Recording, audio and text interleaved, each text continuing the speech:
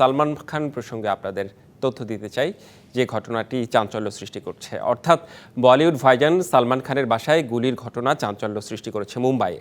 জানা গেছে কৃষ্ণসার হরিণ শিকার মামলায় অভিযুক্ত হওয়ার জেরেই মামলা চালানো হয়েছে বলিউড সুপারস্টার সালমান খানের বাড়িতে। রাজস্থানবাসীর ধর্মীয় অনুভূতিতে আঘাত করার দাবিতে বারবার হামলা চালাচ্ছে গ্যাংস্টার লরেন্স বিষ্ণোই, এমনটাই কারো কারো মত। বলিউড সুপারস্টার সালমান খানের ওপর হামলা নতুন নয়। সবশেষ এই তারকার মুম্বাইয়ের বাড়ির সামনে গেল 14 এপ্রিল পহেলা বৈশাখের ভোরে 4 রাউন্ড গুলি চালায় অজ্ঞাত পরিচয়ের দুই ব্যক্তি। প্রাথমিক তদন্তে মুম্বাই পুলিশ জানায় হামলার পরিকল্পনা করেছিল গ্যাংস্টার লরেন্স বিষ্ণোই গ্যাং। রাজস্থানের এই গ্যাংস্টারের জাতির মানুষের কাছে দেবতার আসনে রয়েছে কৃষ্ণসার হরিণ।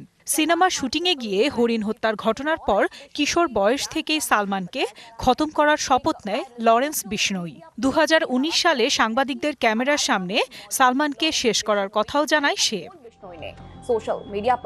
ভারতীয় গণমাধ্যমগুলোর দাবি, লরেন্স বিষ্ণোইয়ের ভাই আনমোল বিষ্ণোই এ কাজের জন্য মার্কিন যুক্তরাষ্ট্রে থাকা গ্যাংস্টার রোহিত গোদারার সঙ্গে যোগাযোগ করে।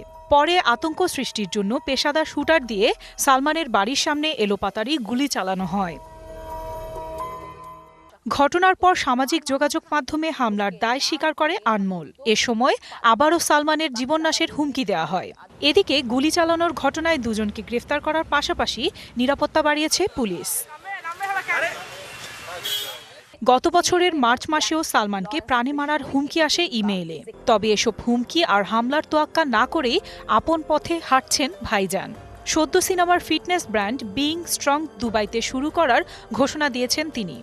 সিনেমা শুটিং না থাকলেও বিজ্ঞাপনের শুটিং সব শিডিউল মেনেই করে যাচ্ছেন এই তারকা। আফসানা নীলা, ডিবিসি নিউজ ডেস্ক।